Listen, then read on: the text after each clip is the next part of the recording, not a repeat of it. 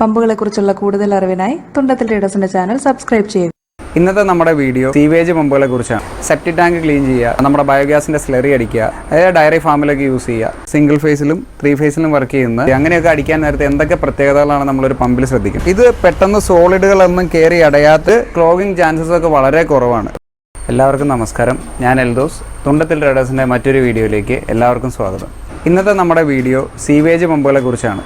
മെയിനായിട്ട് ഇന്ന് എടുത്തിരിക്കുന്ന സെഗ്മെൻറ്റ് സെപ്റ്റി ടാങ്ക് ക്ലീൻ ചെയ്യുക, നമ്മുടെ ബയോഗ്യാസിൻ്റെ സ്ലറി അടിക്കുക, ചാണകം അടിക്കുക, അതായത് ഡയറി ഫാമിലൊക്കെ യൂസ് ചെയ്യുക, അതേപോലെയുള്ള പർപ്പസിന്, അല്ലെങ്കിൽ ഹോട്ടൽ വേസ്റ്റ് അടിക്കുക, അതേപോലെ സോളിഡ് കണ്ടൻറ്റുകളുള്ള വലിപ്പമുള്ള സാധനങ്ങളുള്ള ഈ പറഞ്ഞ വേസ്റ്റ് ഡീവാട്ടർ ചെയ്യാൻ പറ്റുന്ന അല്ലെങ്കിൽ വേസ്റ്റ് അടിക്കാൻ പറ്റുന്ന പമ്പുകളെ കുറിച്ചാണ് നമ്മുടെ ഇന്നത്തെ വീഡിയോ. അതിനായിട്ട് നമ്മുടെ അടുത്ത് ഇന്നുള്ളത് സിംഗിൾ ഫേസിലും 3 ഫേസിലും വർക്ക് ചെയ്യുന്ന അക്വാടെക്സ് ബ്രാൻഡിൻ്റെ 2 മോഡലുകളാണുള്ളത്. എന്തൊക്കെയാണ് ഇതിൻ്റെ പ്രത്യേകതകൾ, എത്രയാണ് ഇതിൻ്റെ ഹെഡ്, എന്തുകൊണ്ടാണ് നമ്മൾ ഈ പമ്പുകൾ സെലക്ട് ചെയ്യുന്നത്, മറ്റ് ഡീറ്റെയിൽസൊക്കെയാണ് നമ്മൾ ഇന്നത്തെ വീഡിയോയിൽ ഡിസ്കസ് ചെയ്യാൻ പോകുന്നത്. മെയിനായിട്ട് ഇതേപോലത്തെ ഒരു പർപ്പസിന് വേണ്ടി ഒരു പമ്പ് സെലക്ട് ചെയ്യുമ്പോൾ നമ്മുടെ മേളിൽ വയ്ക്കുന്ന പമ്പുകളുണ്ട്, സബ്മേഴ്സിബിൾ പമ്പുകളുണ്ട്. അതിലിപ്പോൾ സബ്മേഴ്സിബിൾ പമ്പുകളാണ് കുറച്ചുകൂടി അഡ്വാൻസ് ആയിട്ട് വരുന്നത്. ക്ലോഗിങ് പ്രശ്നങ്ങൾ, അതായത് കയറി അടയുന്ന പ്രശ്നങ്ങളൊക്കെ കുറവുള്ളതും പ്രൈമിങ്ങിൻ്റെ പ്രശ്നങ്ങളൊന്നും ഇല്ലാത്തത് സബ്മേഴ്സിബിൾ പമ്പുകളാണ്. അപ്പോൾ ഈ ഒരു റേഞ്ചിൽ ഇപ്പോൾ ഏറ്റവും ഫാസ്റ്റ് മൂവിങ് ആയിട്ടുള്ളത് സബ്മേഴ്സിബിൾ പമ്പുകളാണ്. ഇനി നമ്മളിപ്പോൾ പറഞ്ഞ ഈ സോളിഡ് കണ്ടൻസ് ഉള്ള അല്ലെങ്കിൽ ചാണകം, ഈ പറഞ്ഞ ഹോട്ടൽ വേസ്റ്റ് അങ്ങനെയൊക്കെ അടിക്കാൻ നേരത്തെ എന്തൊക്കെ പ്രത്യേകതകളാണ് നമ്മളൊരു പമ്പിൽ ശ്രദ്ധിക്കേണ്ടത്? ഒന്ന് ക്ലോസ് ആയിട്ട് വരാമോ? മെയിനായിട്ട് നമ്മൾ ഈ പറഞ്ഞ പർപ്പസിന് ഉപയോഗിക്കുന്നത് ഒന്നല്ലെങ്കിൽ ഇതേപോലത്തെ വോർട്ടെക്സ് ഇമ്പലർ അല്ലെങ്കിൽ സെമി ഓപ്പൺ ടൈപ്പ് ഇമ്പലറോ, അല്ലെങ്കിൽ ഇത് ക്ലോസ്ഡ് ആയിട്ടുള്ള ഒരു സിംഗിൾ ഓപ്പണിംഗ് ഉള്ള ഇമ്പലറാണ് നമ്മൾ ഇതിന് വേണ്ടിയിട്ട് യൂസ് ചെയ്യുന്നത്. ഇതിൽ ഏറ്റവും സേഫസ്റ്റ് ഓപ്ഷൻ എന്ന് പറഞ്ഞ രീതിയിൽ എനിക്ക് തോന്നിയിട്ടുള്ളത് ഇതേപോലത്തെ ഒരു സെമി ഓപ്പൺ ടൈപ്പ് ഇമ്പലറാണ്. ഇത് ക്ലോഗിങ് ചാൻസസ് ഒക്കെ വളരെ കുറവാണ്. ഞാൻ ആദ്യം പറഞ്ഞ അതെൻ്റെ അടുത്ത് സാമ്പിൾ ഇല്ല അതിൻ്റെ ഇമ്പലറിന് മാത്രമായിട്ട്. ഞാൻ ആദ്യം പറഞ്ഞ സിംഗിൾ ഓപ്പണിംഗ് ഉള്ള ഇമ്പലറിൻ്റെ പ്രത്യേകത അതിന് കുറച്ചുകൂടെ ഹെഡ് കൂടുതലുണ്ട്. ഈ ടൈപ്പ് ഇമ്പലറുകൾ വരാൻ നേരത്ത് അതിന് ഹെഡ് കുറവും, ഒറ്റ ഓപ്പണിംഗ് ഉള്ള ഇമ്പലറിനാണെങ്കിൽ അതിന് കമ്പാരിറ്റീവ്ലി ഹെഡ് കൂടുതലുണ്ട്. അപ്പോൾ മാക്സിമം നമുക്ക് ഹെഡ് കുറവാണ് ആവശ്യമെങ്കിൽ എപ്പോഴും ഇതേപോലത്തെ വോർട്ടെക്സ് ടൈപ്പ് ഇമ്പലർ ചൂസ് ചെയ്യുന്നതായിരിക്കും നല്ലത്. ഇനി ശ്രദ്ധിക്കേണ്ട കാര്യം, ഇതേ ടൈപ്പ് ഇമ്പലർ തന്നെയാണ് നമ്മുടെ ഡീവാട്ടറിങ് സീരീസിലുള്ള പമ്പുകളിലും വരുന്നത്. അപ്പോൾ നമ്മൾ മെയിനായിട്ട് നോക്കേണ്ടത് അതിൻ്റെ പമ്പ് സൈഡാണ്. ഒന്ന് ക്ലോസ് ആയിട്ട് വരും. നമ്മളിപ്പോൾ ഈ മോഡലിൻ്റെയൊക്കെ പമ്പ് സൈഡ് ശ്രദ്ധിച്ചു കഴിഞ്ഞാൽ അറിയാം, ഇത് പെട്ടെന്ന് സോളിഡുകളൊന്നും കയറി അടയാത്ത രീതിയിൽ ഈസി ആയിട്ട് ഫ്ലോ ചെയ്യാൻ പാകത്തിന് വലിപ്പത്തിനുള്ള പമ്പ് സൈഡുകളാണ് ഈ ടൈപ്പ് മോഡലിന് വരുന്നത്. ഇനി മറിച്ച് ഡീവാട്ടറിങ് പമ്പുകൾ നമ്മൾ ഇതിന് മുമ്പിലത്തെ ഒരു വീഡിയോയിൽ പരിചയപ്പെടുത്തിയിരുന്നു. അതിൽ വരുന്ന ഡീവാട്ടറിങ് പമ്പുകളിൽ ഈ സെയിം ടൈപ്പ് ഇമ്പലർ ആണെങ്കിൽ പോലും ഇതിൻ്റെ പമ്പ് സൈഡ് വളരെ ട്രിം ചെയ്ത് കൂടുതൽ ഹെഡ് കിട്ടാൻ പാകത്തിന്, കൂടുതൽ സോളിഡുകൾ കയറാതെ നമ്മുടെ ട്രിം ചെയ്ത് ഒരു വളരെ ചെറിയ ഒരു സൈസിലുള്ള പമ്പായിരിക്കും വരിക. അപ്പോൾ അതിന് ഹെഡ് കൂടുതലുണ്ടാവും, എന്നാൽ കൂടുതൽ സോളിഡ് ഹാൻഡ്ലിംഗ് കപ്പാസിറ്റി ഉണ്ടാവില്ല. അപ്പോൾ എപ്പോഴും നമ്മൾ പറഞ്ഞൊരു പർപ്പസിനുള്ള പമ്പുകൾ നോക്കുമ്പോൾ എപ്പോഴും പമ്പ് സൈഡ് ശ്രദ്ധിക്കുക. മാക്സിമം വലിപ്പമുള്ള പമ്പ് സൈഡിലായിരിക്കും മാക്സിമം ക്ലോഗ് ചെയ്യാത്ത സാധനങ്ങളെല്ലാം കയറി വരാനുള്ളൊരു അവസ്ഥയുള്ളത്. അതേപോലെ വോർട്ടെക്സ് ടൈപ്പ് ഇമ്പലറുകൾ ചൂസ് ചെയ്യാൻ കഴിയുമെന്നുണ്ടെങ്കിൽ അത് തന്നെയാണ് ഏറ്റവും സേഫ്. കാര്യം നമ്മുടെ സിംഗിൾ ഓപ്പണിംഗ് ഉള്ള മെയിനായിട്ടുള്ള ഇമ്പലറൊക്കെ നമ്മുടെ ഇൻഡസ്ട്രിയൽ വേസ്റ്റുകളും കാര്യങ്ങളൊക്കെ അടിക്കാൻ പറ്റും. അധികം സോളിഡ് ഇല്ലാത്തതും ഫൈബർ കണ്ടൻറ്റ് ഇല്ലാത്തതുമായിട്ടുള്ള സാധനങ്ങളാണെന്നുണ്ടെങ്കിൽ നമ്മുടെ സിംഗിൾ ഓപ്പണിംഗ് ഇമ്പലർ ആയാലും കുഴപ്പമില്ല. അപ്പോൾ നമ്മുടെ ഒരു സാഹചര്യം അനുസരിച്ച് വേണം സെലക്ട് ചെയ്യാൻ. നമ്മൾ ആദ്യം പറഞ്ഞ പോലെ ഈ മോഡൽ സിംഗിൾ ഫേസിൽ മെയിനായിട്ട് 1 HP 1.5 HP 1 HP 7.5 metre head, 1.5 HP 9 metre head. അതാണ് അതിൻ്റെ മാക്സിമം വരുന്ന വോർട്ടെക്സ് ടൈപ്പിലുള്ള ഇമ്പലറിൻ്റെ ഹെഡ്. ഇനി അതിൽ നമ്മൾ പറഞ്ഞ സിംഗിൾ ഓപ്പണിംഗ് ഇമ്പലറാകുമ്പോൾ കുറച്ചുകൂടെ ഹെഡ് കിട്ടും.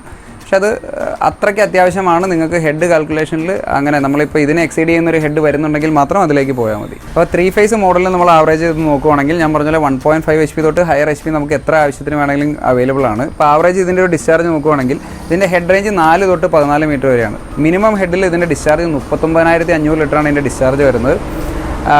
മാക്സിമം ഹെഡിൽ 9,000, അതായത് 14 മീറ്ററിലാണെങ്കിൽ പോലും 9,000 ലിറ്റർ ഡിസ്ചാർജ് ഉണ്ട്. എൻ്റെ ഓർമ്മ ശരിയാണെങ്കിൽ ഇതിൻ്റെ solid handling capacity between 25 to 30 mm ആണ്. അപ്പോൾ അത്യാവശ്യം സോളിഡ് ഹാൻഡ്ലിംഗ് കപ്പാസിറ്റി ഉണ്ട്. സിംഗിൾ ടൈപ്പ് ഓപ്പണിംഗ് ഉള്ള ഇമ്പലറാണ്.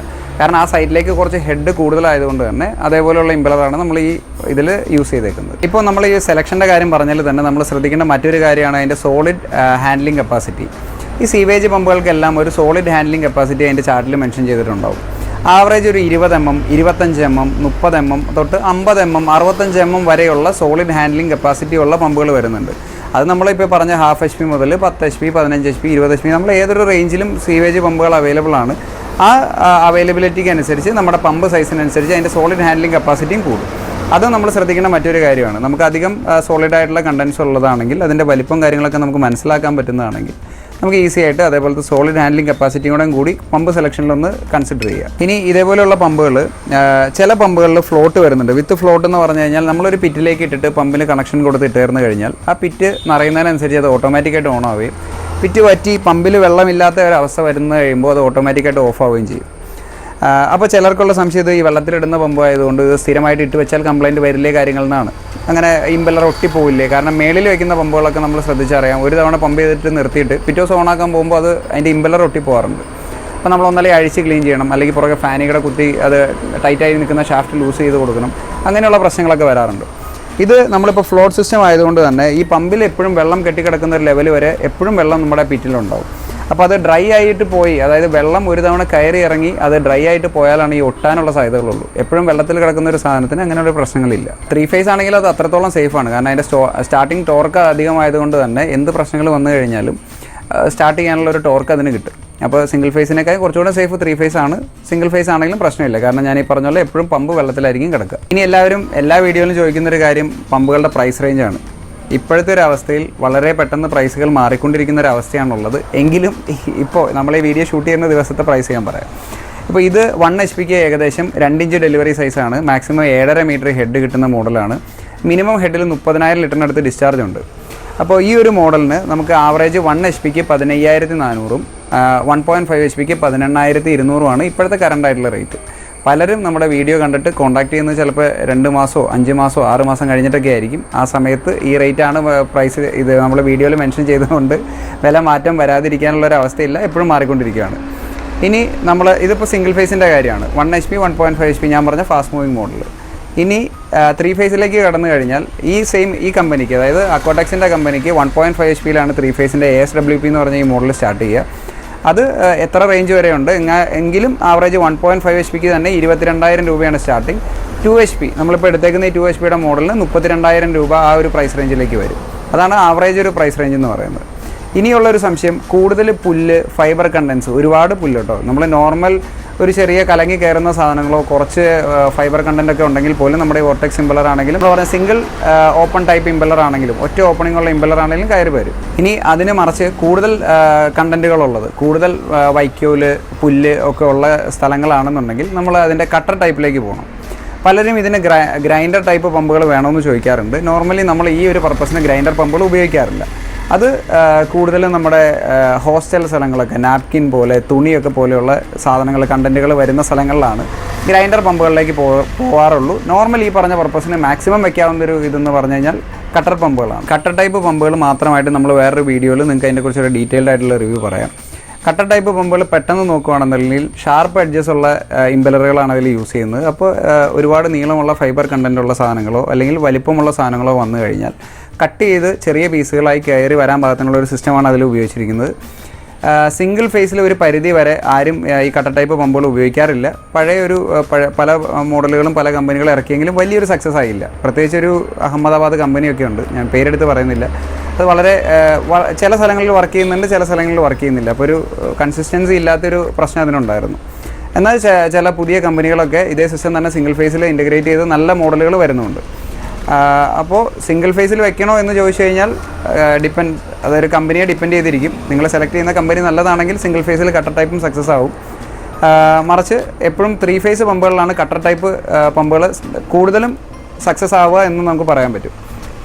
അത് മെയിൻലി ഇപ്പോൾ അക്വാടെക്സിൻ്റെ ബ്രാൻഡിലൊക്കെ നോക്കിക്കഴിഞ്ഞാൽ 3 ഫേസ് പമ്പുകളിൽ തന്നെയാണ് കട്ടർ ടൈപ്പ് പമ്പുകൾ വരുന്നുള്ളൂ.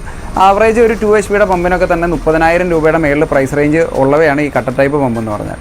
പലരും നമ്മൾ ഈ ചെറിയൊരു പർപ്പസിന് ഈ 12,000 രൂപയുടെ പമ്പ് വാങ്ങുന്നതിന് പകരം ഇതേപോലെ ചോദിക്കാറുണ്ട്, ഈ കട്ടർ ടൈപ്പ് പമ്പുകൾ ഇല്ലേന്ന് ചോദിക്കാറുണ്ട്. അപ്പോൾ വില കൊണ്ടാണ് അത് എടുക്കാൻ പറ്റാത്തത്. അത്രയും വിലയുടെ പോകണമെങ്കിൽ നിങ്ങൾക്ക് അത്രയ്ക്കും ആവശ്യമുണ്ട്. നിങ്ങളുടെ സൈറ്റിലെ ഒരു ആവശ്യം മനസ്സിലാക്കിയിട്ട് മാത്രം അത്രയും ഒരു എക്സ്പെൻസീവ് ആയിട്ടുള്ള പമ്പ് എടുക്കേണ്ട ആവശ്യമുള്ളൂ. അപ്പോൾ ഞാൻ ഇതിന് മുമ്പിലത്തെ പല വീഡിയോസിലും പറഞ്ഞ പോലെ തന്നെ ഈ ഡീവാട്ടറിങ് പമ്പുകളും സീവേജ് പമ്പുകളൊക്കെ ഏകദേശം കാണാൻ ഒരേപോലെ ഇരിക്കുന്നതുകൊണ്ട് തന്നെ പലരും ഈ മോട്ടർ കിണർ വറ്റിക്കുക അതേപോലെയുള്ള ഡീവാട്ടറിങ് പർപ്പസുകൾക്ക് കൊണ്ടുപോകാറുണ്ട്. ഡീവാട്ടറിങ്ങിന് എടുക്കുന്ന പമ്പുകൾ ഇവർ ഇതേപോലെ വേസ്റ്റ് അടിക്കാനും കൊണ്ടുപോകാറുണ്ട്.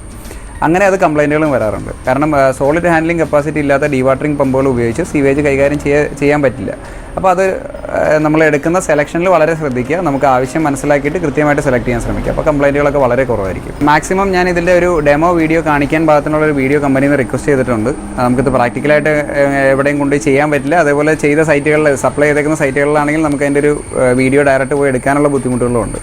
അപ്പോൾ ഞാൻ റിക്വസ്റ്റ് ചെയ്തിട്ടുണ്ട്. അത് നമുക്ക് കിട്ടുവാണെന്നുണ്ടെങ്കിൽ ഞാനത് നിങ്ങൾക്ക് ഈ വീഡിയോയുടെ ലാസ്റ്റ് കൊടുക്കാം. ജസ്റ്റ് ഒരു ഡെമോ പോലെ ഇതിൻ്റെ വർക്കിംഗ് കാര്യങ്ങളൊക്കെ നിങ്ങൾക്ക് മനസ്സിലാവും.